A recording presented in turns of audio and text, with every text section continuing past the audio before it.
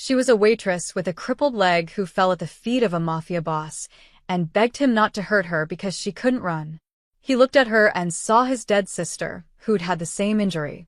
What she didn't know, his mercy would make her a target for every enemy who wanted to destroy him. The lunch rush at Bellinate had just ended when the black SUVs pulled up outside. Clara wiped down table 7, her left leg dragging slightly as she moved between chairs. The spinal injury from the car accident 2 years ago had stolen her mobility, her nursing career, and nearly her hope. But she'd learned to work through the pain. Bills didn't pay themselves. "Clara, can you take the wine inventory to the back?" Maria, the new server, asked nervously. The girl was barely 20, still jumpy around customers. "Sure, honey. Just stack them by the..." The front door slammed open. 6 men in dark suits flooded into the restaurant. The air temperature seemed to drop 10 degrees. Clara's hands froze on the wine bottle she'd been holding. She recognized the type instantly. The expensive shoes, the cold eyes, the way they moved like predators who owned every room they entered. The last man through the door made the others look like children. Alessandro Moretti was tall, broad-shouldered, with dark hair swept back and a scar cutting through his left eyebrow. He wore a charcoal suit that probably cost more than Clara made in 6 months. His presence filled the restaurant like smoke. You couldn't see it, but you felt it choking the air from your lungs. "Where's Giordano?" His voice was smooth, almost pleasant. That made it worse. Tony Giordano, the restaurant owner, emerged from the kitchen. His face had gone pale. "Mr. Moretti, please, I just need another week." "You said that 5 weeks ago." Alessandro walked slowly between the tables, his men fanning out behind him. "My patience isn't infinite, Tony." Clara's heart hammered. She'd heard the rumors everyone in this neighborhood had. Alessandro Moretti ran the South Side with an iron fist. Protection money, gambling, construction contracts. Cross him, and you disappeared. Pay him, and you stayed in business. Simple math. But Tony's wife had cancer. Clara knew the restaurant was barely surviving. "Please, Mr. Moretti," Tony's voice cracked. "The medical bills, they're killing us. Sophia's treatments. Your wife's illness isn't my concern. Your debt is." Alessandro stopped at the bar, running his finger along the wood. $12,000, Tony. That's what you owe for 6 months of protection. I can get you 5 by Friday. You'll get me 12 by tonight, or I burn this place down. Maria gasped behind Clara. The wine bottle the girl had been holding slipped from her shaking hands. Everything happened at once. The bottle crashed into the wine rack behind the bar. Glass exploded across the floor. Red wine splattered like blood across the white tiles. Maria stumbled backward, her face twisted in terror. One of Alessandro's men lunged toward her. Clara didn't think. She just moved. "Wait." She didn't mean. Clara threw herself between Maria and the advancing thug, her arms spread wide. "She's new. She's scared. Please don't." Her bad leg buckled. The world tilted sideways. Clara's cane clattered away across the wet floor. She fell hard, her hands catching her weight at the last second. Pain exploded through her spine. She bit back a scream, tears springing to her eyes. Black leather shoes appeared in her vision. Expensive. Shined to perfection. Alessandro Moretti crouched down in front of her. Clara looked up into the coldest eyes she'd ever seen. Dark, calculating, empty. This close, she could see the faint scar across his jaw, the gold cufflinks at his wrists, the complete absence of mercy in his expression. "Please," the word came out as a broken whisper. Tears rolled down her cheeks from pain, from fear, from the humiliation of being broken on the floor. "Please. Don't hurt me. I can't walk. I can't run if you..." Something flickered across Alessandro's face. His hand, which had been reaching toward her, stopped midair. His eyes widened slightly, scanning her face like he was seeing a ghost. His jaw clenched. For 3 seconds, maybe 4, he just stared at her. Then he stood abruptly. "Get her up," he said quietly. One of his men helped Clara to her feet, surprisingly gentle, retrieving her cane. She clutched it with shaking hands, her legs screaming in protest. Alessandro turned to Tony. How much? I'm sorry, Mr. Moretti, I'll have. How much is the total debt? Everything. The back rent, the protection fees. All of it. Tony's mouth opened and closed. 18,000. But Mr. Moretti. Alessandro pulled out his phone. Typed something. Account number. I don't understand. Your Account number. Tony rattled off the numbers with trembling lips. Clara watched in disbelief as Alessandro made the transfer, then showed Tony the screen. The restaurant owner's legs nearly gave out. It's paid. Alessandro's voice was flat. All of it. We're done here. His men exchanged confused glances. One started to protest. Boss, we can't just. Did I stutter? Alessandro's tone could cut glass. The man fell silent immediately. Alessandro looked at Clara one more time. His expression was unreadable. Anger, confusion, something raw and painful she couldn't identify. Then he turned and walked toward the door. Wait, Clara's voice was barely audible. Why? He stopped. Didn't turn around. You remind me of someone, he said quietly. Someone who deserved better than what she got. Then he was gone. The SUVs pulled away from the curb, leaving nothing but scattered glass, spilled wine, and a restaurant full of people who couldn't believe what they'd just witnessed. Tony collapsed into a chair, his phone screen still glowing with the transfer confirmation. Maria was crying. Oh my God, Clara, I'm so sorry. I didn't mean to. It's okay. Clara's legs felt like water. She lowered herself carefully into the nearest chair, her whole body shaking. It's okay. But it wasn't okay. Nothing about this was okay. The most dangerous man in the city had just paid $18,000 because a crippled waitress had begged for mercy. Clara looked down at her trembling hands and wondered what the hell she'd just started. Clara didn't sleep that night. Every time she closed her eyes, she saw Alessandro Moretti's face. The way his expression had shifted from cold calculation to something almost vulnerable when she'd begged him not to hurt her. The way he'd walked away after paying nearly $20,000 like it was pocket change. You remind me of someone. Who? And why did that someone's memory hold enough power to change a devil's mind? By 8 a.m., her phone was buzzing nonstop. Clara, you won't believe what people are saying. Her brother Daniel's voice was tight with worry. Half the neighborhood thinks you're sleeping with a mob boss. The other half thinks you're his new. I don't know, his protected something. You need to stay away from that restaurant. Stay away from him. Danny, I didn't. I know what you didn't do. But it doesn't matter what's true. It matters what people think. He paused. I'm coming over tonight. We need to talk. The line went dead. Clara arrived at Bellinate at 10 a.m. for her shift. The moment she walked through the door, the kitchen went silent. Tony rushed over, his eyes red-rimmed. Clara, thank God. I didn't know if you'd come back after yesterday. Why wouldn't I? Because. He gestured helplessly around the restaurant. Because of what happened. Because of him. Maria appeared from the back, her expression strange. Everyone's talking about it, Clara. My cousin called me this morning. He works at Sal's Deli on 4th Street. He said Alessandro Moretti never, and I mean never, lets anyone off. Ever. Not in 15 years. So, why did he let us off? David, the line cook, leaned against the doorframe. His tone wasn't friendly. Why'd he pay our debt, Clara? What did you do? I didn't do anything. You must have done something. David's eyes narrowed. Men like that don't just hand out charity. What did you promise him? David. Tony snapped.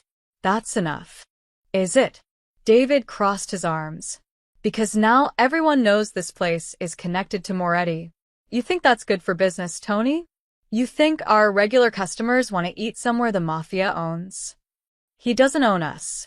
Doesn't he? David laughed bitterly. He paid our debt. That means we owe him. And somehow, that debt runs through her. He pointed at Clara. So, yeah, I want to know what she promised. Get back to work, Tony said firmly. But Clara could see the question in his eyes too. The doubt. The lunch shift was torture. Some of the staff treated her like she was made of glass. Overly polite, nervous, like she might call down Moretti's wrath if they looked at her wrong. Others, like David, shot her dark looks and whispered when she passed. Maria apologized 17 times. This is my fault. If I hadn't dropped that bottle. It's not your fault, Clara said for the 18th time. But even Maria looked at her differently now. Like Clara was something foreign, something dangerous. At 2 p.m., a regular customer, Mrs. Chen, who came in every Tuesday for minestrone, sat at Clara's section. She ordered quietly, barely making eye contact. When Clara brought the soup, Mrs. Chen leaned in close. My husband says we shouldn't come here anymore, she whispered. He says Moretti's protection means trouble. Other families might make moves. She pressed $20 into Clara's hand. I like you, honey, but we can't come back. I'm sorry. She left half her soup uneaten. Across the city, in a penthouse office overlooking the harbor, Alessandro Moretti was having his own difficult morning. You paid a restaurant's protection debt, Marco, his oldest lieutenant, stood with his arms crossed. $18,000. Out of your own pocket. I'm aware of what I did. Are you? Marco's voice rose.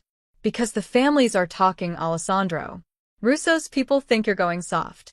The Calabrese crew is asking if we're still collecting, or if all they need is a sob story and a pretty girl. Alessandro's jaw tightened. Watch your tone. I'm watching my investment, Marco leaned forward. We built this empire on fear and respect. You show mercy to one restaurant, and suddenly everyone thinks they can negotiate. They think they can beg their way out. No one will think that. They already do. Marco slammed his hand on the desk.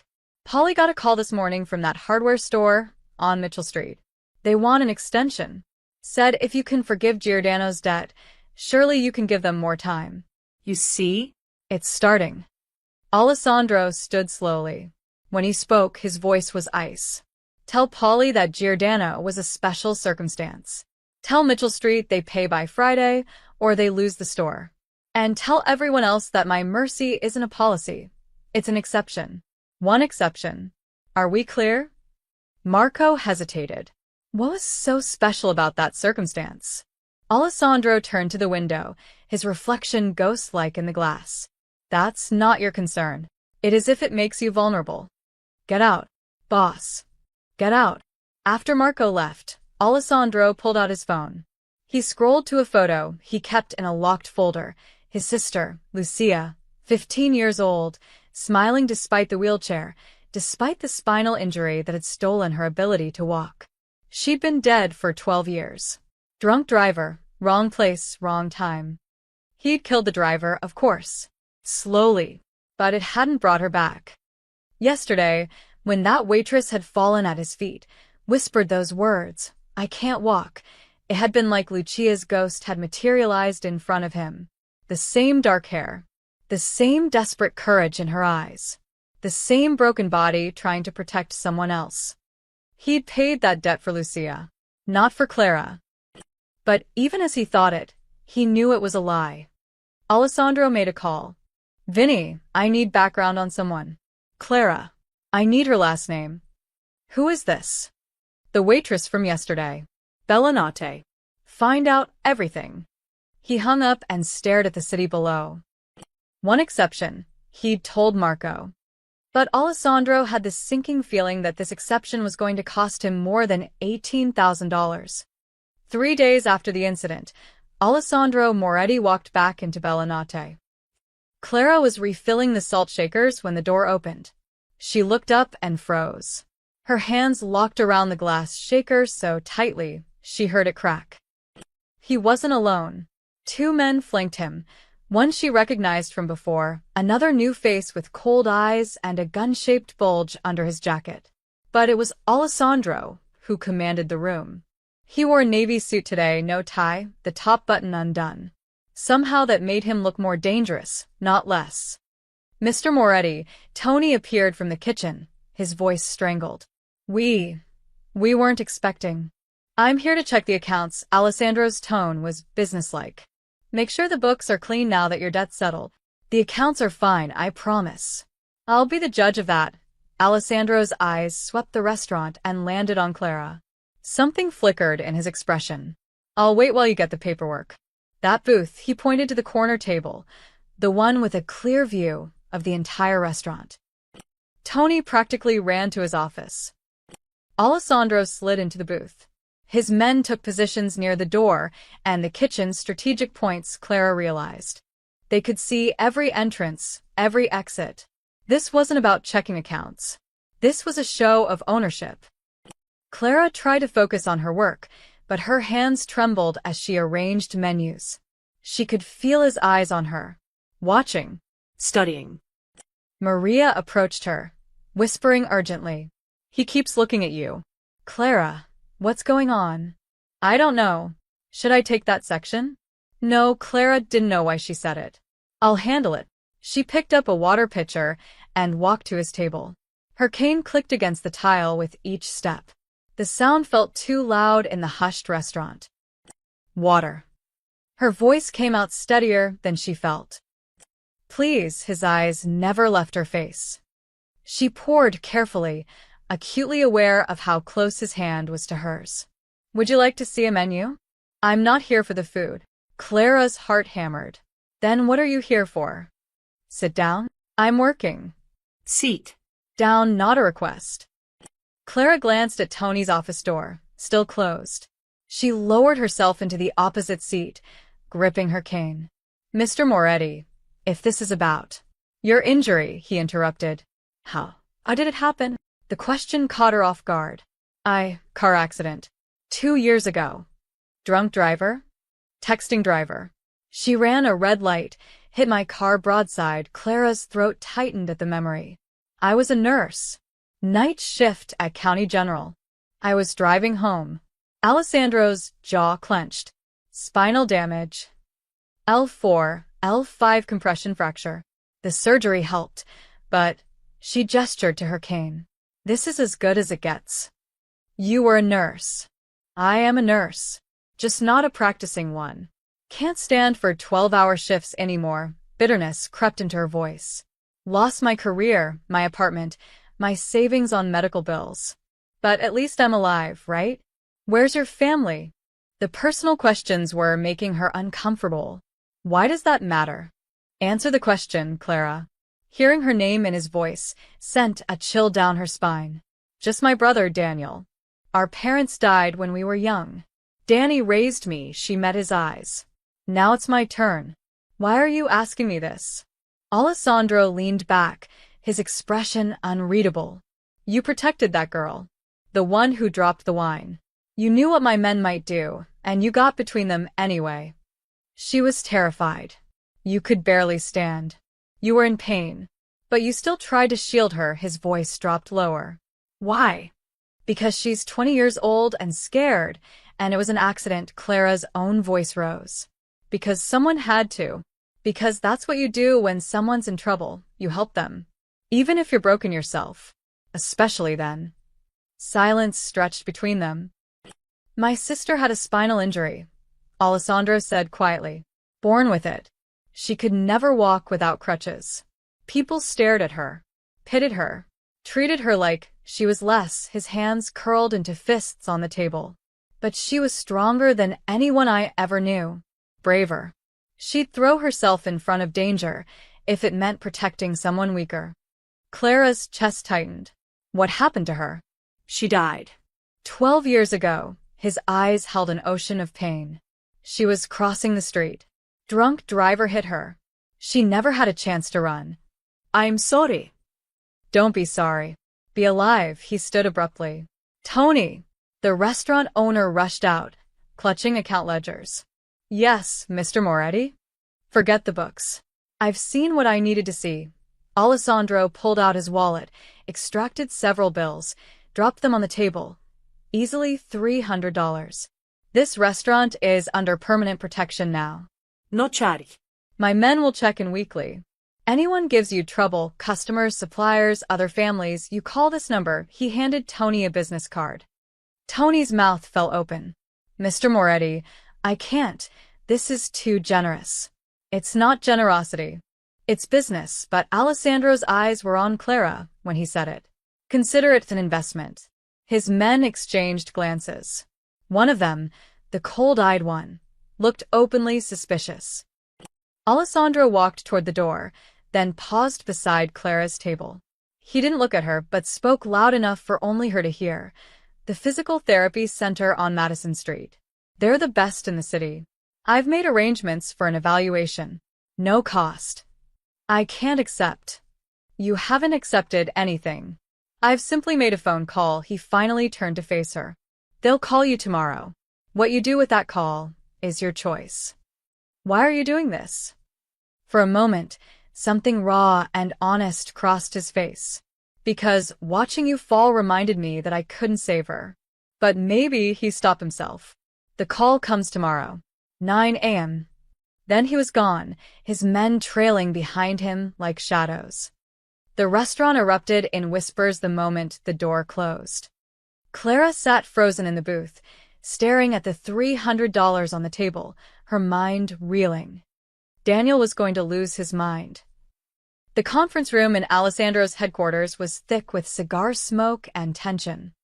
8 men sat around the table, his most trusted lieutenants, the ones who'd built this empire with blood and bullets. Marco stood at the head, arms crossed, his face carved from stone.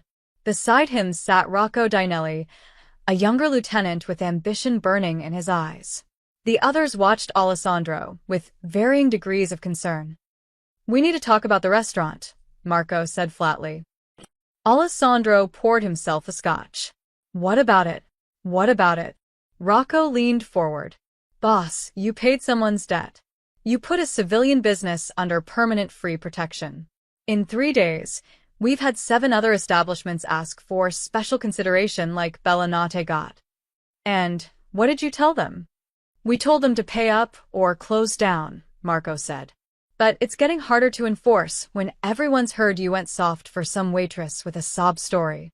Alessandro's hand tightened on his glass. Watch your mouth. We're watching our business collapse, Rocco interjected. His tone was respectful, but his eyes held challenge. The Calabrese family is circling. Russo's crew is making noise. They smell weakness, boss. They think you're losing your edge. Let them think what they want. We can't afford that luxury. Marco slammed his fist on the table. This organization runs on fear and respect. You showed mercy, public, visible mercy. That makes you look weak. It makes us look weak. I made one exception. Exceptions are cracks, Rocco interrupted. And cracks spread. Today it's one restaurant. Tomorrow someone else tries to bargain with tears and excuses. Where does it end? Silence fell over the room. Vinny, the oldest lieutenant, cleared his throat. Boss, we're not questioning your judgment. But the streets are talking. Your enemies are watching. Some of us think he hesitated. Some think maybe we should correct the mistake. Alessandro's eyes turned to ice. Corrected how? The restaurant. Vinny wouldn't meet his gaze. Make it look like we changed our minds. Send a message that mercy was temporary. Maybe rough up the owner, trash the place a little. No.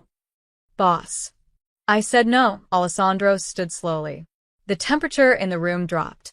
That restaurant stays protected. Anyone who touches it answers to me personally. Are we clear? Marco's jaw clenched. And the waitress? The one you're paying medical bills for? That's my business. It becomes our business when it affects operations, Rocco said smoothly. Boss, we respect you. We've followed you for years. But this woman, whoever she is, she's becoming a liability. The families are already asking questions. How long before someone decides to use her to get to you? Then we protect her. Why? The question came from Tony Greco, a quiet lieutenant who rarely spoke. Boss, why are you doing this? What's so special about this woman that you'd risk everything? Alessandro's hand moved to his inside pocket, where he kept Lucia's photo. He didn't pull it out. These men knew about his sister. They'd attended her funeral, paid respects. But they didn't understand. They'd never understand.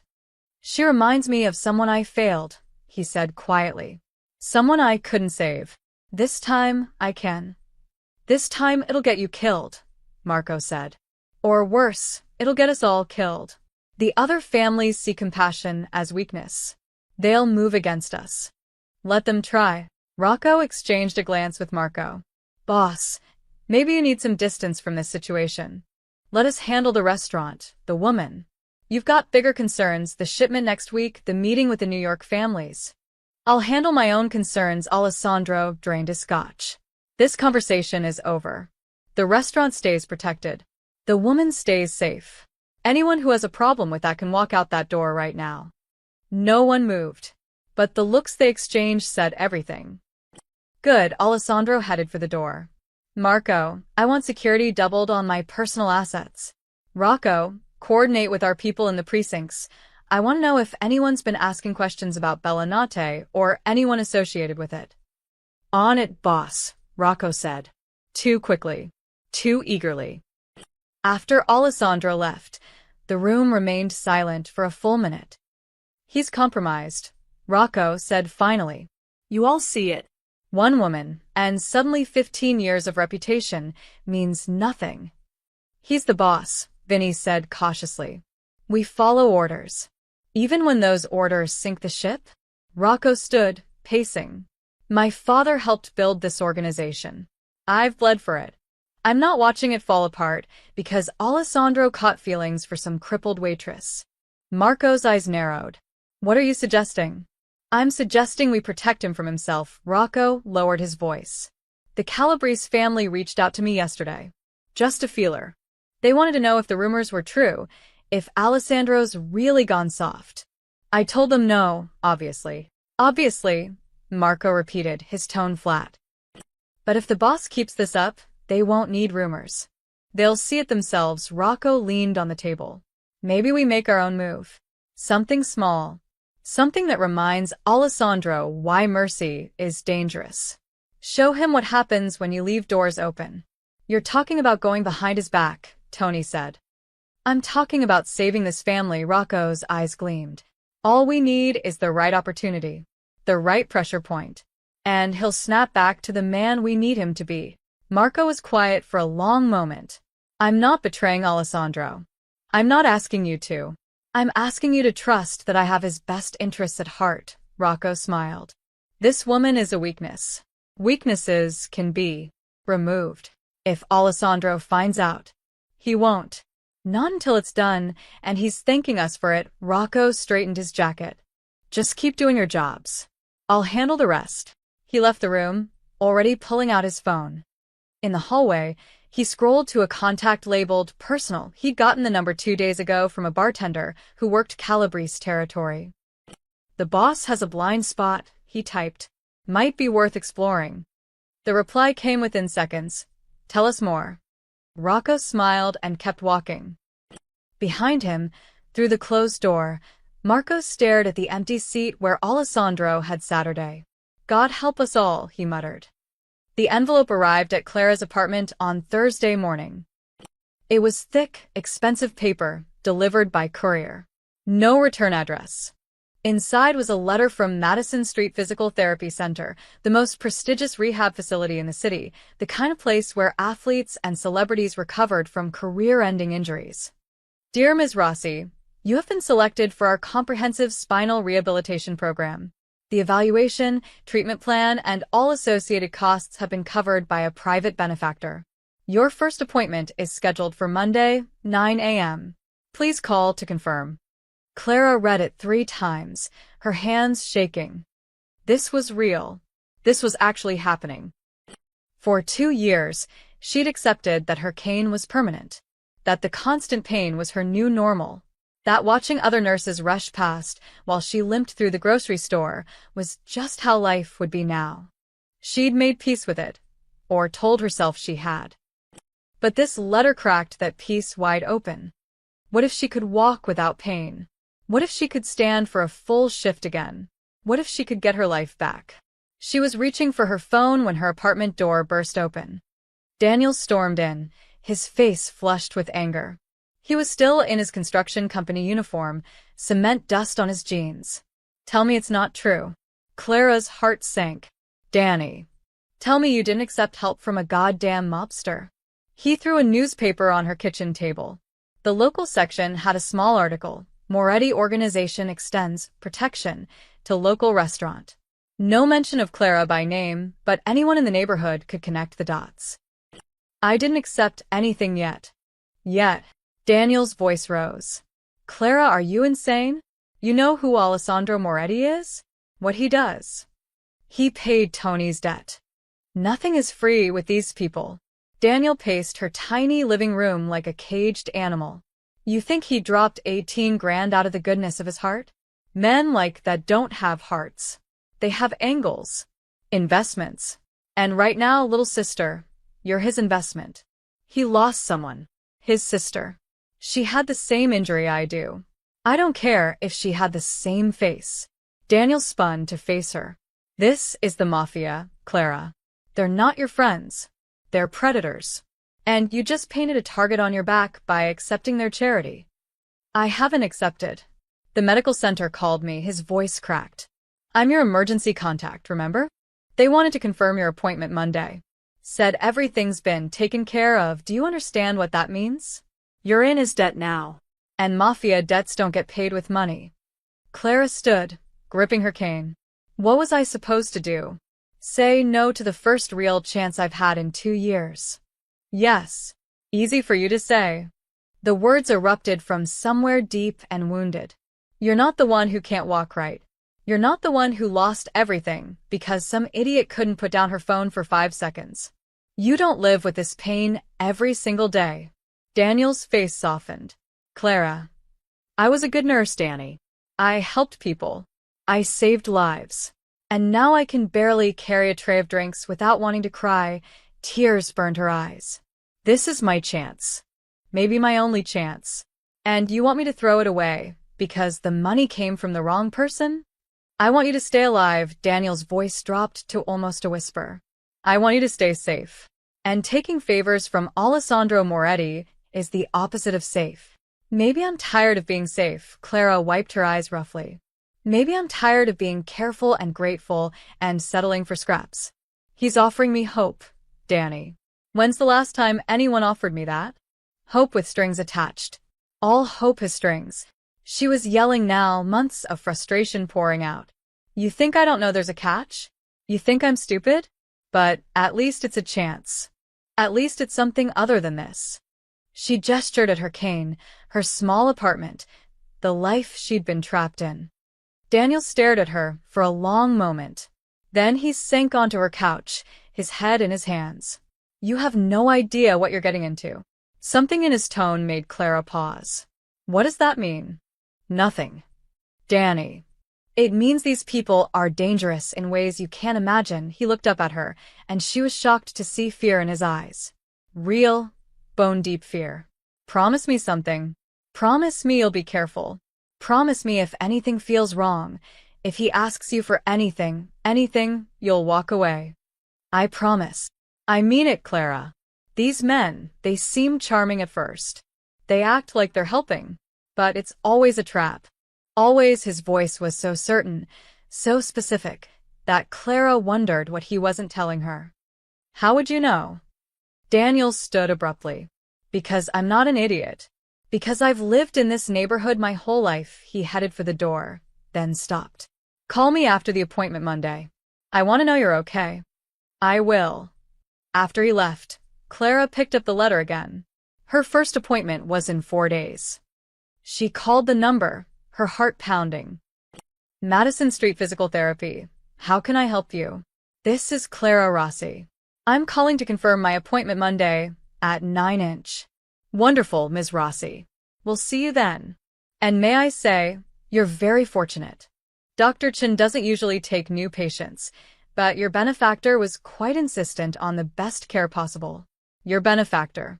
Not a benefactor. Your. Like she belonged to him already. Clara hung up and stared at her reflection in the darkened TV screen. A woman with tired eyes and a cane. A woman who'd been offered a miracle by the devil himself. "What am I doing?" she whispered to her reflection.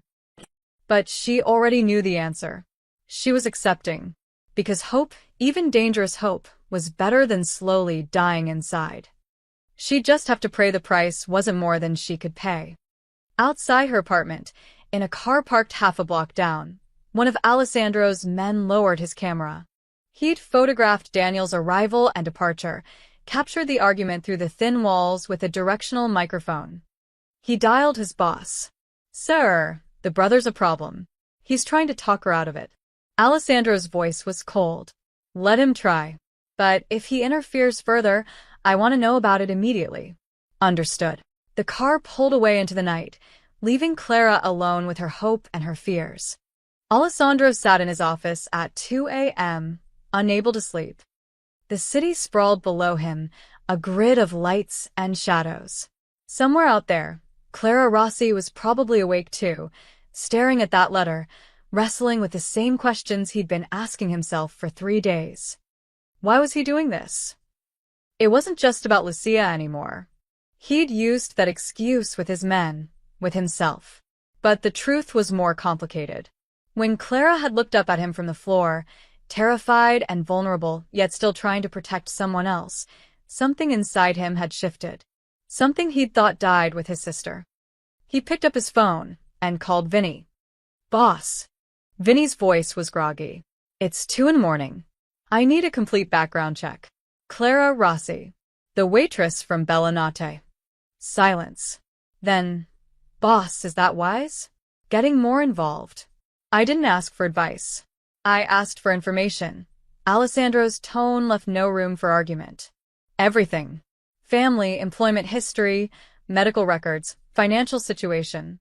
I want to know who she is. You want me to dig into her brother too?" "Daniel Rossi." Alessandro paused.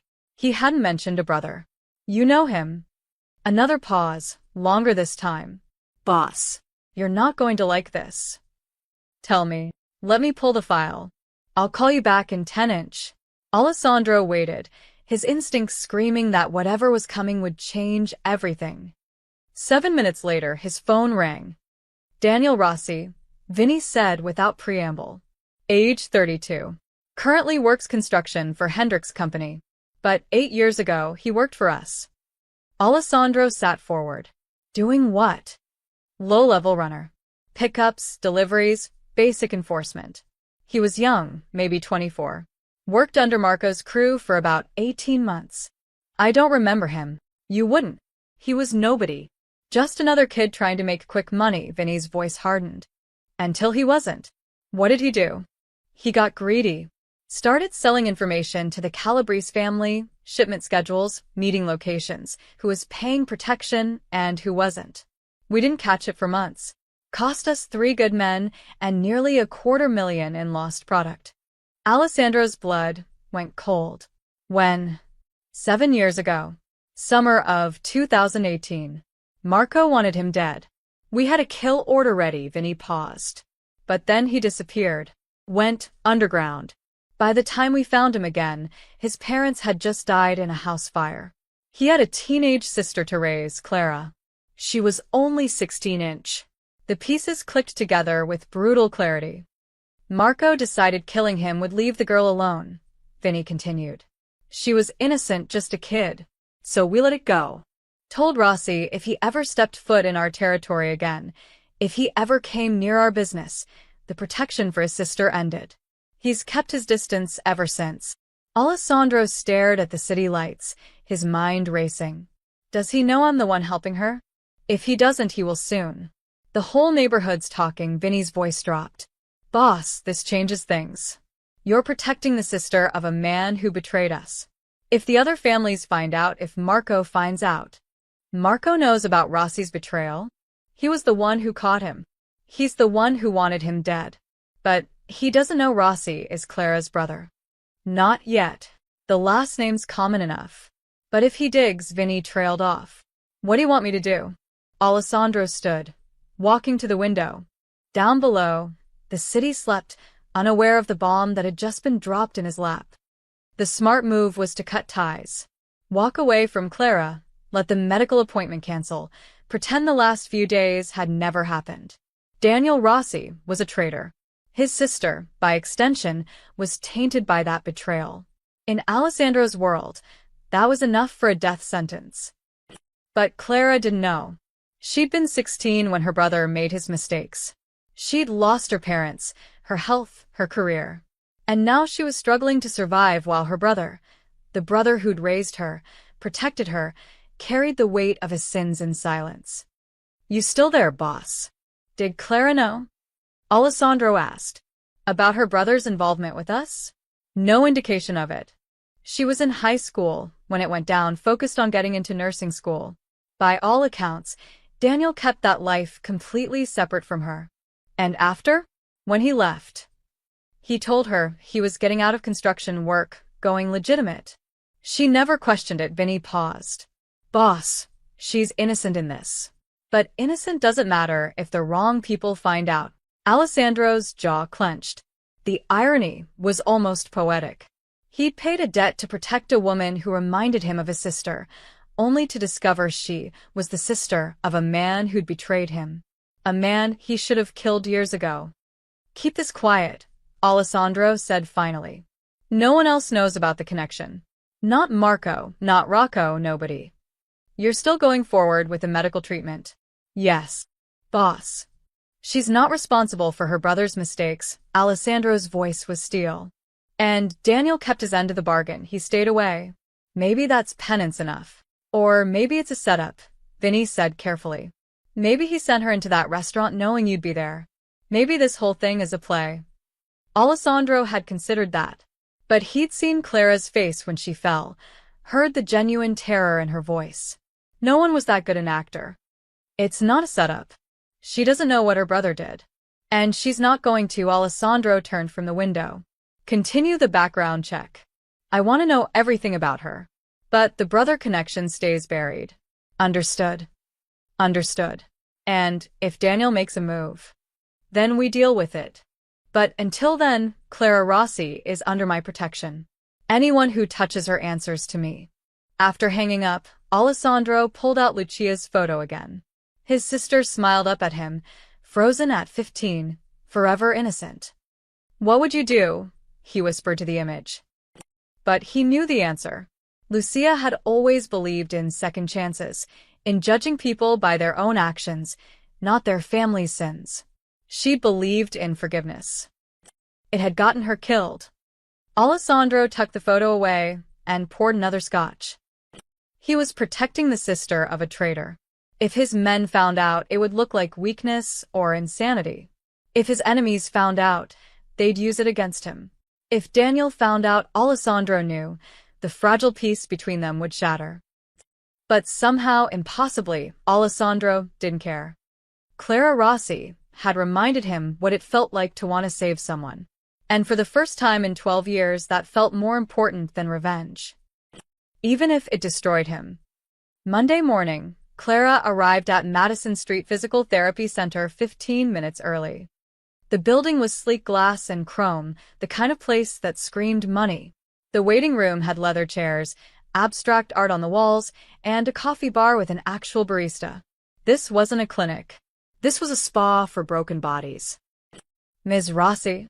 A woman in pristine white scrubs approached with a warm smile. I'm Dr. Chen. "Welcome." The evaluation took 2 hours. X-rays, mobility tests, strength assessments. Dr. Chen was thorough, professional, and optimistic in a way Clara's previous doctors hadn't been. "Your bone structure has healed well," Dr. Chen explained, pointing to the scans. "The issue is muscular compensation and nerve inflammation. With aggressive physical therapy, targeted exercises, and possibly a minor corrective procedure, we could see significant improvement. I'd estimate 60 to 70% mobility restoration." Clara's throat tightened. "Really? Really? It won't be easy, and it won't be quick. But yes, Ms. Rossi, I believe we can help you walk without assistance." Clara left the clinic in a daze, clutching a treatment plan and a schedule for 3 sessions per week. Hope felt dangerous and wonderful all at once. She didn't notice the man in the gray sedan across the street, or the camera lens pointed at her through the tinted window. 3 blocks away, in a restaurant that fronted for Calabrese family operations, Tommy the knife, Calabrese, studied the photographs his man had just delivered. That's her? Tommy flicked through the images. Clara entering the clinic, Clara leaving with a folder, Clara struggling to hail a cab with her cane. Doesn't look like much. She's nothing, his lieutenant Frankie confirmed. Waitress. No criminal record. No connections. But Moretti's paying for her medical treatment. Top-tier facility, best doctors. Word is he's got men watching her apartment. Tommy leaned back, a slow smile spreading. Alessandro Moretti, the man who killed 3 people for looking at him wrong, is playing guardian angel to a crippled waitress. Hell must have frozen over. Makes him vulnerable, Frankie said. We could grab her, send a message. No, Tommy's eyes gleamed. Not yet. First, we watch. We learn. We figure out exactly how deep this goes. Then we decide how to use it. He tapped one photograph. Clara's face, unguarded and hopeful. Everyone has a weakness, Frankie. Even the devil. That evening, Alessandro appeared at Bellinate just as the dinner rush ended. Clara was wiping down tables when she saw him. He was alone this time, no bodyguards, dressed more casually in dark slacks and a black button-down. Somehow that made him more intimidating, not less. We're closed, she said, though her heart hammered. I know. I told Tony to lock up and leave. We need to talk. Clara glanced toward the kitchen. It was empty. She was alone with the most dangerous man in the city. About what? How was your appointment? So he knew she'd gone. Of course he did. It went well. Dr. Chen thinks. She stopped. Why are you really here? Alessandro moved closer. Not threatening, just present. Because I wanted to see if you'd actually go. If you'd accept the help. Why wouldn't I? Because your brother told you not to. He saw her expression shift. I have people watching out for you, Clara. For your safety. That includes knowing who visits your apartment and what gets said through thin walls. Anger flared in her chest. You're spying on me? I'm protecting you. From what? From people who might see you as a way to get to me. His voice was matter-of-fact, like he was discussing the weather. You became a person of interest the moment I paid that debt. Whether you like it or not, you're connected to me now. That puts you in danger. Clara's legs suddenly felt weak. She lowered herself into a chair. I didn't ask for this. I know. Alessandro sat across from her, and for the first time, she saw something human in his eyes. Something tired and sad. My sister didn't ask for it either. Didn't ask to be born with a broken spine. Didn't ask for people to stare or pity her. But she made the best of what she had, he paused. Her name was Lucia. Clara watched him carefully. You loved her. She was the only good thing in my family. Our father was violent. Our mother was weak. But Lucia, a faint smile crossed his face. She had this laugh. This ridiculous, snorting laugh that she hated. But it was so genuine, so joyful. She could barely walk, but she'd insist on dancing at weddings. She'd stumble, fall, laugh it off, and keep going. How old was she? 15 when she died. A drunk driver, his hands curled into fists on the table.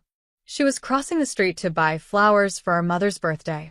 The driver ran a red light. She never even saw it coming. Clara's chest ached. That's why when I fell. You looked like her. Same dark hair. Same determination in your eyes. Same stubborn courage. Alessandro met her gaze. When you tried to protect that girl, even though you were hurt, even though you were terrified, that's exactly what Lucia would have done. Silence stretched between them, heavy with things unsaid. I'm not your sister, Clara said softly. I know. And I can't be your second chance at saving her. I know that too. Alessandro leaned forward. But maybe you can be your own second chance. Maybe you can take what I'm offering and rebuild your life. Not for me. For you. Clara studied his face, the sharp angles, the scar through his eyebrow. the weight of violence and grief he carried. He was a monster. Everyone said so. But monsters didn't talk about their sisters with tears in their eyes. "Why do you do it?" she asked suddenly. "The violence. The protection rackets. All of it. Because it's all I know. Because my father taught me that power is the only thing that matters," he smiled bitterly. "And because good men die young. I decided a long time ago to be the man others fear, instead of the man who gets destroyed." "Is that what your sister would have wanted?" The question hit him like a physical blow. He stood abruptly. "I should go." Alessandro. He stopped, his name and her voice freezing him in place. "Thank you," Clara said quietly. "For the treatment. For protecting the restaurant. For seeing me when you could have just walked past." He turned back, and the look in his eyes made her breath catch. It wasn't cold anymore. It was raw and complicated and dangerous in an entirely different way. "Be careful, Clara," his voice was low. "People are watching you now. Don't go anywhere alone. Don't trust strangers.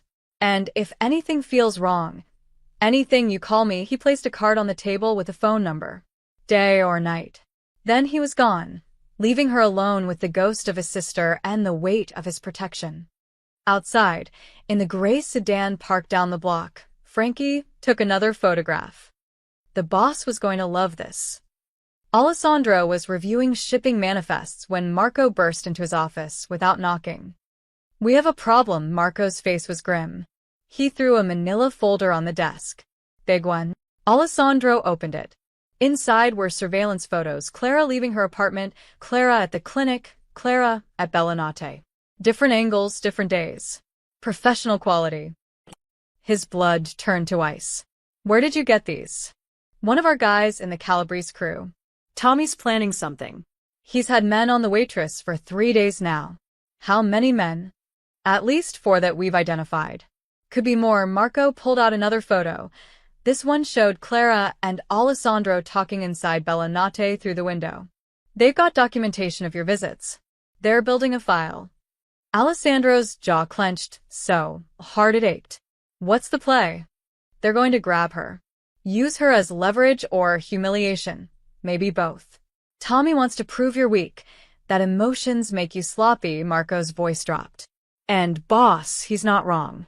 You've been visiting her, paying her medical bills. The whole city knows she's your soft spot now. When?" "Soon. "Maybe this week." Marco sat down heavily. "There's more. Rocco's been making calls." Alessandro's eyes snapped up. "What kind of calls?" "To the Calabrese family." To some of Russo's people. He's been testing the waters. Seeing who'd be interested in new leadership if you keep making questionable decisions." Betrayal tasted like copper in Alessandro's mouth. "You have proof?" "Phone records. Witness statements." "Yeah, I've got proof." Marco pulled out another folder.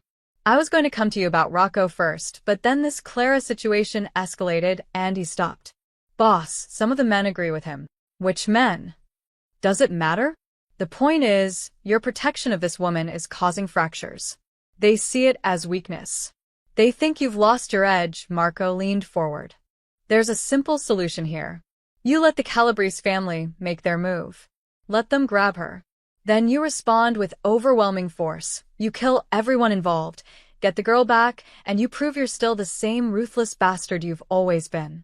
Alessandro stared at him. "You want me to use Clara as bait. I want you to turn a liability into a power move. You save her.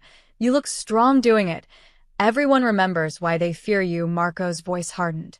"Or you keep coddling her, keep making exceptions, and watch your empire crumble while Tommy Calabrese and your own lieutenant plot your downfall. Get out, boss. Get out." Alessandro's voice was deadly quiet. "Before I do something we'll both regret." Marcos tu slowly. At the door he paused. "You're choosing her over us. You know that, right? Over everyone who's bled for you, killed for you, built this empire with you. You're throwing it away for a woman you've known for a week." I said get out. After Marco left, Alessandro made 3 calls. The first was to Vinny. "I want 4 men on Clara Rossi. 2 undercover, following her everywhere she goes. Two stationed outside her apartment building, alternating shifts. Best men we have. Boss, that's a lot of manpower. I don't care. Make it happen. And Vinny, I want updates every 4 hours. Where she goes, who she talks to, if anyone suspicious comes within 50 feet of her. Understood. The second call was to his arms dealer. I need a clean car. Bulletproof, tinted windows, GPS tracker.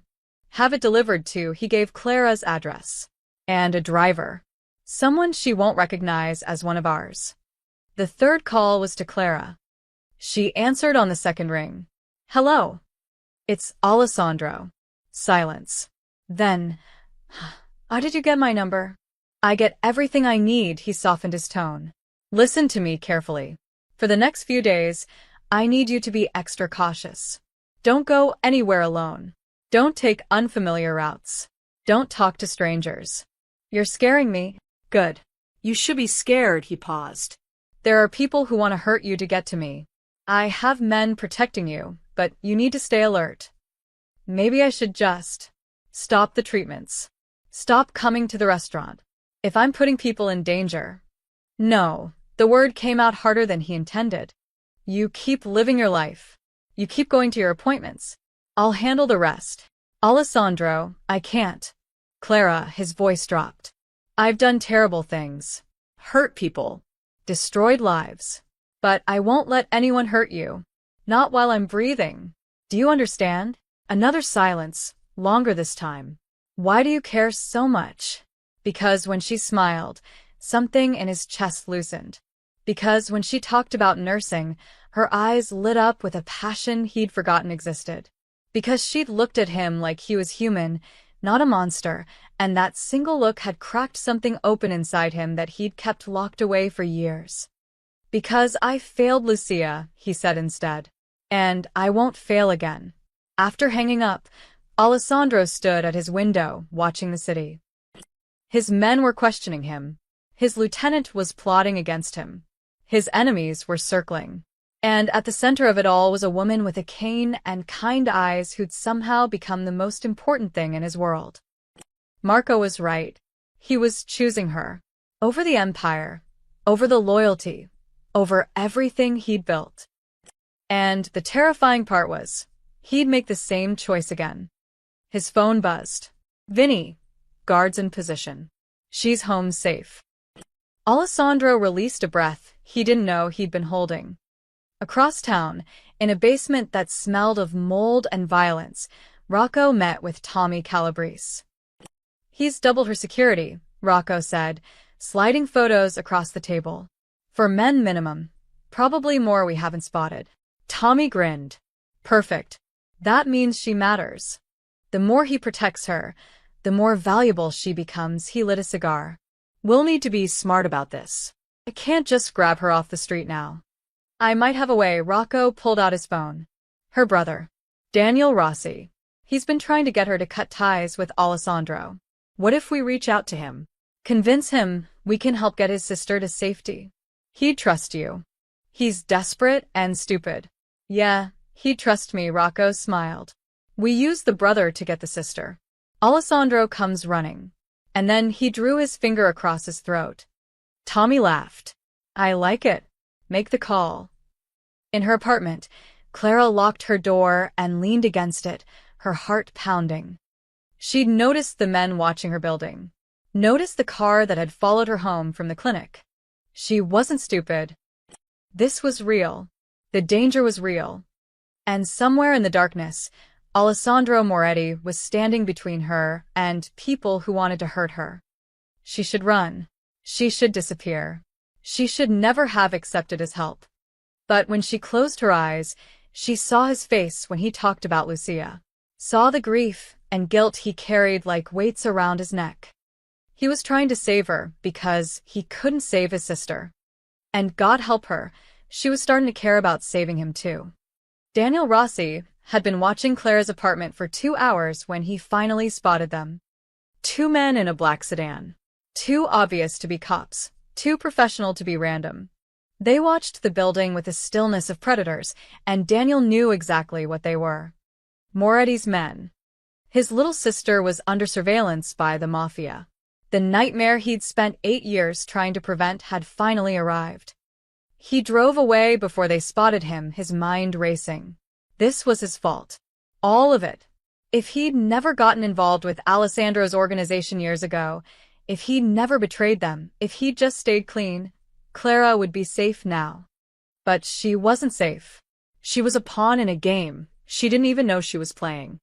Daniel pulled into a parking garage and sat in the darkness, his hands shaking on the wheel. He needed help. He needed someone who could get Clara out of this mess before it consumed her. He scrolled through his contacts and stopped at a name he'd saved 3 years ago, Rocco Dinelli. They'd worked together briefly when Daniel was a runner. Rocco had been lower level then, hungry and ambitious, but not cruel. He'd even warned Daniel once that Marco was getting suspicious. If anyone in Moretti's crew might help him now, it would be Rocco. Daniel dialed before he could talk himself out of it. Yeah. Rocco's voice was cautious. It's Daniel Rossi. I need to talk. A pause. Rossi. Been a long time. Heard you went straight. I did. But now there's a problem. My sister. She's gotten tangled up with your boss. I need to get her out. The waitress. Rocco's tone shifted. Interested now. Clara, right? Pretty girl. Moretti's new obsession. She doesn't know what she's gotten into. I need help getting her somewhere safe, away from all this. And you're calling me why? Because you're smart. Because you know how this world works. Daniel's voice cracked. Because you have a sister too. You told me about her once. Remember? Silence. Then, meet me tomorrow night. 10 p.m. The old warehouse on Porter Street. Come alone. Thank you, Rocco. I swear I'll. Don't thank me yet. Rocco hung up. Daniel sagged in his seat, relief flooding through him. Rocco would help. He had to. In his penthouse, Rocco smiled as he ended the call. Then, he dialed Tommy Calabrese. The brother just took the bait. That same evening, Clara was closing the restaurant when Alessandro walked in. We're closed, she said reflexively, then recognized him. Her pulse quickened. You shouldn't keep coming here. People will talk more than they already do. Let them talk. Alessandro locked the door behind him. I needed to see you. Something in his voice made her set down the dish towel. He looked different tonight, tired, his tie loosened, a weariness in his eyes she hadn't seen before. Human. What's wrong? Everything. He crossed to the bar, poured himself a scotch without asking permission. My men are questioning me. My lieutenant is betraying me. My enemies are circling. And at the center of it all is you. Clara's chest tightened. Then let me go. Stop protecting me. Stop paying for treatments. I can't. Why not? Because you're the first thing I've cared about in 12 years that isn't business or revenge or power. The confession tumbled out like he couldn't hold it back anymore. You unsettle me, Clara. You make me question everything I've built. Everything I am. She moved closer, her cane clicking softly. I'm nobody. Just a broken waitress. You're not broken. You're surviving. He turned to face her, and the raw emotion in his eyes stole her breath. When you fell that day, I saw Lucia. But every time since, I've seen you. Just you. And that terrifies me more than any enemy ever has. Because you don't know how to care about someone without it being about your sister? Because I don't know how to care about someone without destroying them. His voice dropped to barely a whisper. Everyone I've ever loved ends up dead or damaged. My sister. My mother. Even my enemies' families. I've orphaned children, widowed women. Death follows me, Clara. And now it's following you. Clara set down her cane, stepping closer, without support. Her leg protested, but she ignored it. Then why not walk away? Let me live my life. Because I'm selfish. Alessandro's hand came up, almost touching her face, then dropped. Because seeing you get stronger, watching you walk a little easier each week, hearing you laugh with that girl Maria, it makes me feel human again. And I've been a monster for so long I forgot what that felt like. The air between them crackled with tension. You're not a monster, Clara whispered. Yes, I am. I've killed people. Everhard. You saved my restaurant. You're giving me my life back. You protected Maria. She reached out, her fingers brushing his hand. Monsters don't cry when they talk about their sisters. Alessandro's fingers closed around hers. His touch was warm, careful, like he was afraid she'd shatter. You make me want to be better. That's dangerous for both of us. Maybe some dangers are worth it. They stood there, hands linked, the empty restaurant around them feeling like the only safe place in the world. Alessandro's thumb traced circles on her palm, and Clara felt heat spread through her body that had nothing to do with fear. Clara, his voice was rough. I know she didn't know. This was insane. He was Mafia. She was nobody. This could only end in blood and tears. But when he looked at her like that, like she was precious, like she mattered, like she was something worth protecting, she couldn't remember why she should care about the inevitable ending.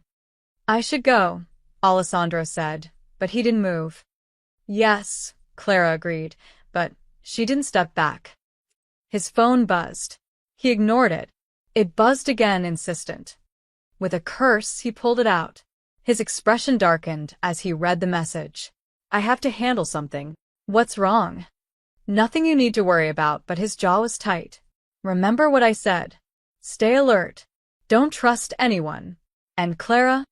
He looked at her one more time, and she saw fear in his eyes. Actual fear. No matter what happens, know that I... He stopped himself. Just be careful. Then he was gone, leaving Clara alone with her racing heart and the lingering warmth of his hand in hers. Outside, Alessandro read Vinny's text again. Calabrese crew moving assets. Something's happening. Timeline accelerated. They were coming for her. Soon. Alessandro made a call as he climbed into his SUV. Double the guards. I want 8 men on her. And find out what the Calabrese family is planning. I don't care what it costs. He'd burn the whole city down before he let them touch her. Across town, Rocco hung up with Tommy Calabrese and smiled. Tomorrow night, the brother would lead them right to her. And Alessandro Moretti's empire would finally crumble. Clara's Wednesday physical therapy session ran late. Dr. Chen had been thrilled with her progress. She'd walked 15 feet without her cane during the evaluation. 15 feet of pain and trembling muscles, but 15 feet of freedom. Clara left the clinic at 8:47 p.m. with tears of joy in her eyes and her cane feeling lighter in her hand. The street was quieter than usual. Most businesses had closed. The parking lot was poorly lit, half the overhead lights flickering or dead. Clara fumbled for her phone to call a cab when she heard the footsteps. 3 men emerged from behind a van. Not Alessandro's men. She'd learned to recognize his guards by now. These were different. Harder. Predatory. Clara Rossi? The one in front smiled. He had a scar running down his neck. Someone wants to talk to you. Clara's heart slammed into her throat. I don't know you, but we know you. We know you're special to Alessandro Moretti. He moved closer. That makes you special to us too. Clara backed up, gripping her cane. Stay away from me. Can't do that, sweetheart. Boss's orders, Skarnek nodded to the others. Grab her. They lunged. Clara swung her cane hard, catching one man across the face. He yelped, stumbling back. But her bad leg buckled with emotion, and she nearly fell. The second man grabbed her arm. She screamed, twisting away, but her injury made her slow, weak. His grip was iron. Little fighter, Skarnek laughed. Moretti likes them with spirit. A car screeched around the corner, high beams blazing. 2 men erupted from the vehicle before it fully stopped, Alessandro's guards.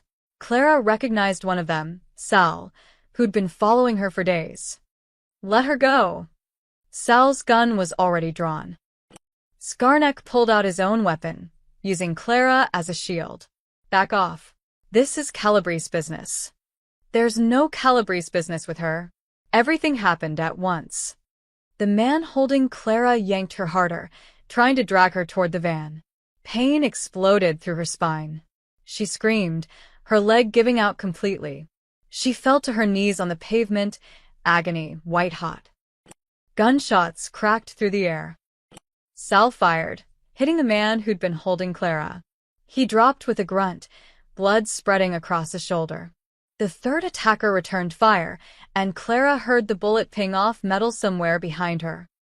She tried to crawl away, but her leg wouldn't cooperate. The world spun in pain and terror. More cars arrived, too many to count. Doors slammed. Men shouted in Italian. The fight escalated into chaos, fists, gunfire, the sickening sound of bone meeting bone. Then a voice cut through everything like a blade. "Where is she?" "Alessandro." Clara looked up through tears and saw him striding through the carnage like an avenging angel. His suit jacket was gone, his white shirt sleeves rolled up, and there was something absolutely terrifying in his eyes. "Boss, she's here, she's okay," Sal started. Alessandro's gaze found Clara on the ground, saw her clutching her leg, saw the blood on her palms from where she'd scraped them raw on the pavement. His expression went from fury to murderous. He turned to Skarnek, who was backing toward the van. "You touched her." "We were just following orders." Alessandro moved so fast Clara barely saw it. One moment, he was 10 feet away. The next, his fist connected with Skarnek's jaw with a crack that made Clara flinch. The man went down hard. Alessandro didn't stop. He hauled Skarnek up by his collar and slammed him against the van once, twice, 3 times. "Who sent you?" Each word punctuated with violence. "Calabrese, Tommy Calabrese," Skarnek choked out. "We were just supposed to grab her, bring her." "Where?" "Warehouse on Porter Street. Please, I'm just following." Alessandro hit him again, and this time the man went limp. Alessandro dropped him and turned to his men. "2 of you take him. Keep him alive. I want him to tell Tommy exactly what happens when you touch what's mine." Then he was kneeling beside Clara. His hands were gentle, impossibly gentle, checking her for injuries. "Where does it hurt?" "My leg, I fell." Clara was shaking so hard, she could barely speak. "They were going to take me. But they didn't." "You're safe now," his voice was soft, meant only for her, completely different from the rage he'd just displayed. "Can you stand?" "I don't know." He scooped her up before she could protest, lifting her like she weighed nothing. Clara's arms went around his neck instinctively. This close, she could feel his heart hammering, could smell gunpowder and cologne, and something uniquely him. "The clinic," she started. "Forget the clinic. I'm taking you somewhere safe." He carried her to his SUV, his men forming a protective circle around them. One of the attackers was dead. Another was being loaded into a car, unconscious. The third was bleeding but conscious, zip-tied and shoved into the back of another vehicle. Alessandro settled Clara in the passenger seat, his hands checking her over one more time. "You're sure you're not seriously hurt?" "Just my leg." Same old injury. She tried to laugh, but it came out as a sob. "This is insane. This is completely insane." "I know." His hand cupped her face, thumb brushing away tears. "I'm sorry." "God, Clara, I'm so sorry. I should have had more men on you. I should have." "You saved me." She grabbed his wrist, holding his hand against her cheek. "If your men hadn't been here—" "Don't." "Don't think about it," but his jaw was rigid, his eyes haunted. "This is my fault. They came after you because of me." "Did you pull the trigger? Did you give the order?" Clara's voice steadied with anger. "No." "Someone else did this. Someone evil. Don't you dare take responsibility for their choices." Alessandro stared at her like she'd just said something in a foreign language. Then he leaned forward and pressed his forehead to hers, his eyes closed. "You should hate me." "I should," Clara whispered. "But I don't." A car horn broke the moment. Vinny approached the window. "Boss, we need to move. Police will be here soon." Alessandro pulled back, his expression hardening back into the cold mask. "Take her to the safe house. Make sure Dr. Chin meets us there to check her over." "Where are you going?" Clara asked. "To have a conversation with Tommy Calabrese. The way he said it made Clara's blood run cold. Alessandro. Stay safe, Clara. That's all I ask. He closed her door and was gone, climbing into another vehicle. As they drove away, Clara watched him through the rear window, standing in the parking lot surrounded by his men, blood on his hands and murder in his eyes. She'd always known he was dangerous. But tonight, she'd seen exactly how dangerous and how far he'd go to protect her. The truly terrifying part? She wasn't sure if that should scare her or make her feel safer than she'd ever felt in her life. The safe house was a penthouse apartment in a building Alessandro owned. Clean, secure, and empty except for Clara, 2 guards, and Dr. Chen, who pronounced her bruised but not seriously injured. Clara was sitting on the leather couch with an ice pack on her knee when Alessandro returned 3 hours later. His knuckles were split and bloody. His expression was carved from stone. Behind him, 2 of his men dragged someone. Daniel. Clara's ice pack fell to the floor. Danny? What's going on? Tell her, Alessandro said coldly. Tell your sister what you did. Daniel's face was pale, his eyes red-rimmed. One eye was swelling shut. Someone had hit him. Clara, I'm sorry. I was trying to help. He set you up. Alessandro's voice could cut glass. He contacted my lieutenant, Rocco, and asked for help getting you to safety. Rocco used that information to arrange tonight's attack. Clara's world tilted. No. Danny wouldn't. I didn't know. Daniel's voice cracked. I swear, Clara, I thought Rocco would help. I thought he could get you away from all this. I didn't know he'd. A sob escaped him. I'm so sorry. You're sorry? Alessandro moved closer, his rage barely contained. She almost died tonight. They were going to use her to destroy me. And you handed them the perfect opportunity. I was trying to protect her from you. Daniel shouted. From the Mafia, from this life, from what, exactly? Alessandro's voice dropped dangerously low. From the man paying for her medical treatment? From the guards keeping her alive? Or maybe from the monster you helped create when you sold intelligence to my enemies 8 years ago? Clara's breath caught. What? Daniel's face went white. You didn't think I knew? Alessandro circled him like a predator. Daniel Rossi. Low-level runner for my organization. Worked under Marco's crew in 2017 and 2018. Then started selling shipment schedules and protection lists to the Calabrese family. Cost me 3 men and $250,000 in product. Danny, Clara's voice was barely a whisper. You told me you worked construction. You said. I lied. Daniel couldn't look at her. I was young and stupid and desperate for money. I got in with Moretti's crew, and when I realized what I'd done, I tried to get out. The Calabrese family offered me money for information, and I took it. Tears streamed down his face. Then Mom and Dad died, and you were only 16, and I had to raise you. Moretti's people found out about the betrayal.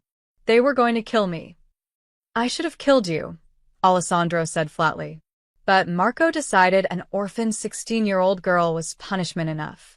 We let you live on the condition you never entered our territory, never touched our business again. You agreed. I kept that agreement.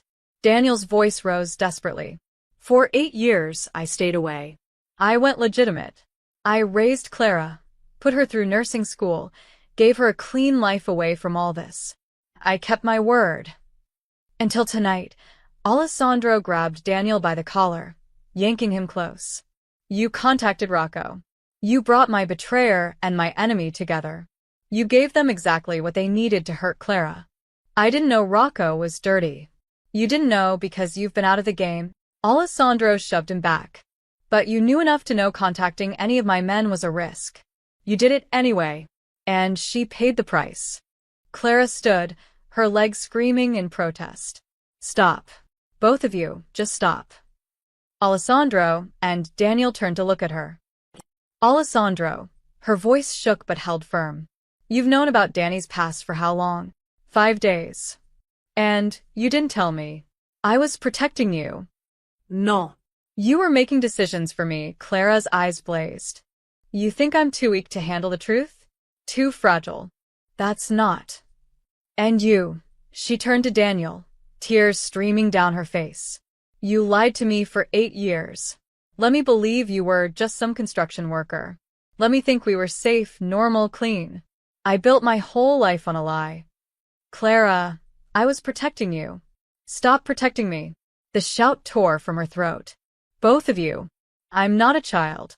I'm not some fragile thing that needs to be wrapped in cotton wool. I'm a grown woman who deserves the truth, even when it's ugly. Silence fell over the room. Clara wiped her eyes roughly. Danny, you were young and scared, and you made a mistake. I understand that. But you should have told me.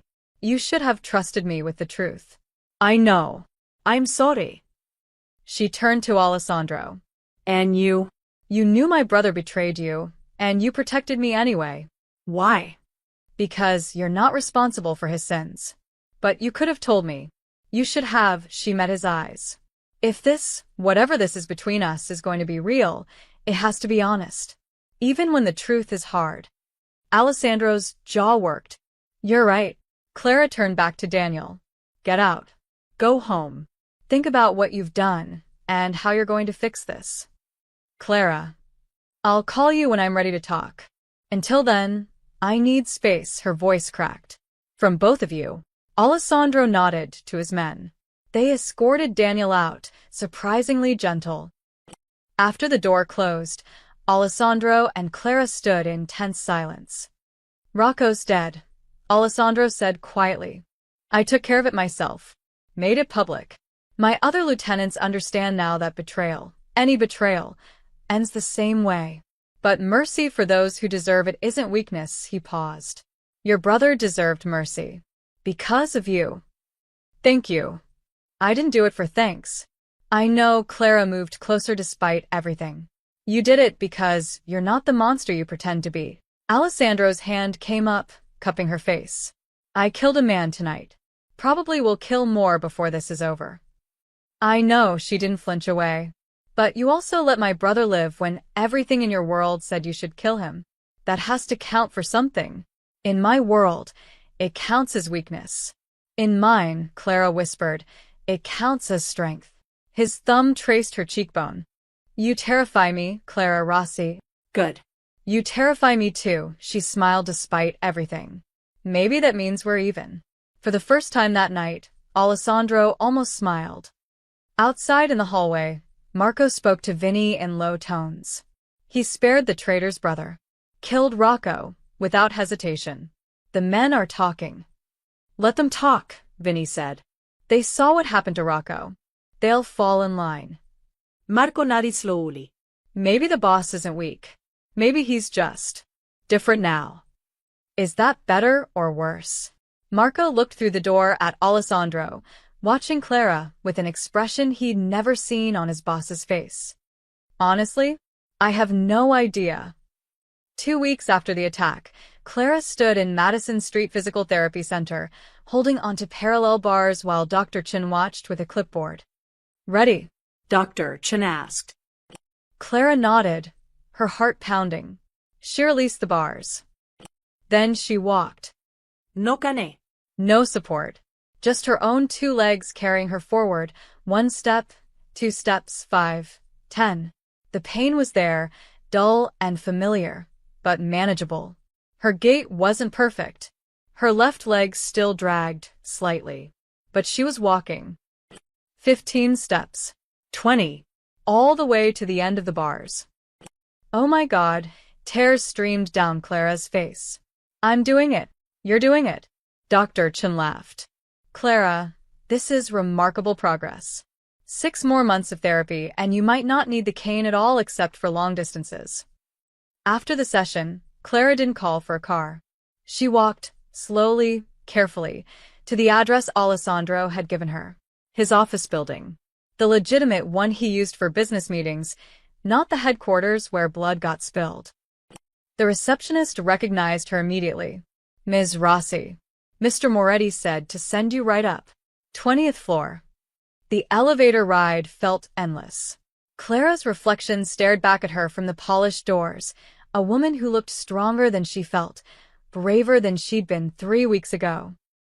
The doors opened to a reception area, with floor-to-ceiling windows overlooking the city. Alessandro stood with his back to her, phone to his ear, speaking rapid Italian. He turned when he heard her footsteps. His eyes widened. "I'll call you back." He ended the call without waiting for a response. "Clara, you walked here." All the way from the clinic, she couldn't stop smiling. No gané. Dr. Chin says 6 more months, and I might not need it at all. Something flickered across his face. Pride, relief, something deeper she couldn't name. "That's incredible. It's because of you." Clara moved closer. "The treatments, the therapy, the best doctor's money can buy. You gave me my life back. You did the work. The pain, the exercises, the determination. That was all you. But you gave me the chance." She stopped a few feet away. "I came to thank you. And to tell you something." Alessandro's expression guarded itself. "What?" "I know who you are. What you do. The violence, the criminal empire, all of it." Clara's voice was steady. "I'm not naive enough to think loving you changes that." His breath caught. "Loving me?" "Yes." She met his eyes without flinching. "Somewhere between you paying my restaurant's debt and you killing a man to protect me, I fell in love with you. It's terrifying and probably stupid, but it's true." Alessandro closed the distance between them in 2 strides. "Clara, I'm not asking you to change. I'm not asking you to leave your world." Her hand found his. "I'm just asking you to let me in. The real you. Not the monster you show everyone else. Not the man who thinks he has to carry Lucia's ghost forever. Just." Alessandro. His forehead pressed to hers, his eyes closed. "You deserve better than me. Maybe. But I don't want better. I want you." She squeezed his hand. "You once told me you don't want me to owe you. So, I'm choosing this. Choosing you. Not out of debt or gratitude or fear.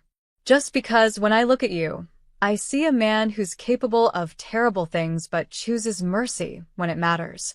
That's enough for me." "It shouldn't be enough." "But it is." Clara pulled back to look at him. "You can't ignore what I stirred in you. You said that yourself. Well, you can't ignore what you stirred in me either. You made me want to fight again. To heal. To hope." That's not nothing."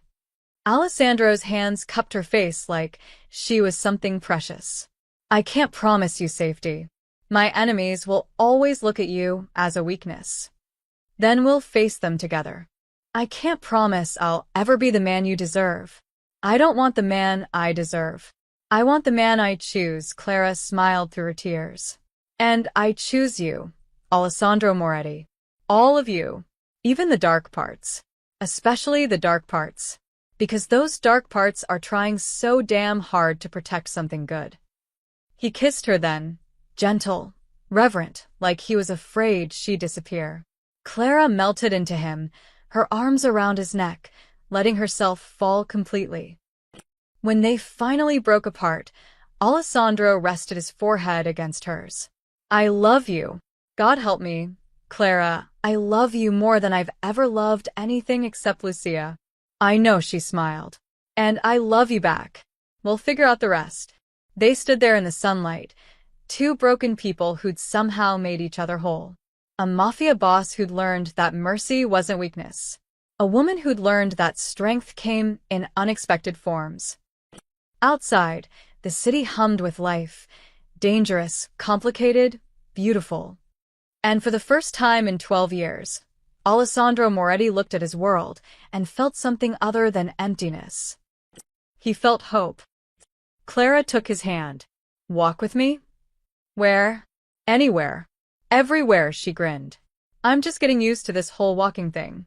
Might as well show off." Alessandro laughed, a real laugh, genuine and warm, and let her lead him toward whatever came next. Behind them, through the window, the city stretched endlessly. Ahead of them lay danger, enemies, complications neither could predict. But they'd face it together, the devil and his waitress, walking forward into an uncertain future. And somehow, impossibly, that was enough.